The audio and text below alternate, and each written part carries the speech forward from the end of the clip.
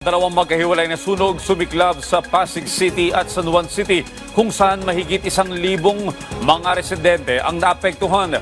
Si Denise Osorio sa detalye.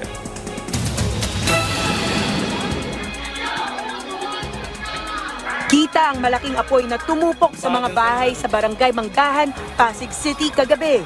Dakong alas 6:30 ng gabi nang nagsimula ang apoy sa loob ng isang bahay na puro kalakal ang laman. Isang residente rito na kung saan sila po ay gumagamit ng kahoy sa pagluluto.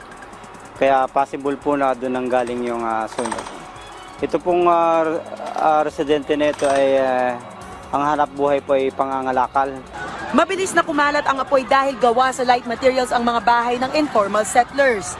Tuluyan na itong na-fire out matapos ang halos 4 na oras. Pansamantala munang tumuloy ang mga nasunugan sa 2 evacuation centers. Naabutan na sila ng tulong gaya ng personal hygiene items at iba pang mga kinakailangan. Very thankful tayo kay Mayor Vico Soto dahil nagpadala na ng mga tulong dito sa atin. Ang barangay naman ay nag-prepare na ng 1,000 na food hot meals. Halos 1,000 individual ang apektado ng sunog. Posible para madagdagan ang bilang dahil tuloy pa ang paglilista sa mga nasunugan. As of 3:30 ng umaga, 7 ang naitalang sugatan at may isang posibleng namatay dahil sa sunog. Problemado ang mga residente kung paano sila magsisimula, lalo ngayong Pasko. Ang nadala namin isang box lang na damit.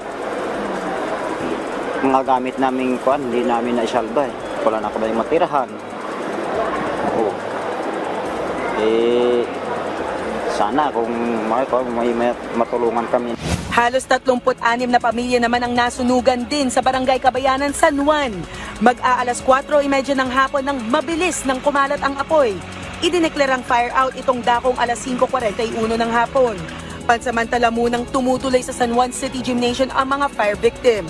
Under investigation pa ang pinagmulan ng sunog at kung ilang bahay ang natupok. Denise Osorio para sa Pambansang TV sa Bagong Pilipinas.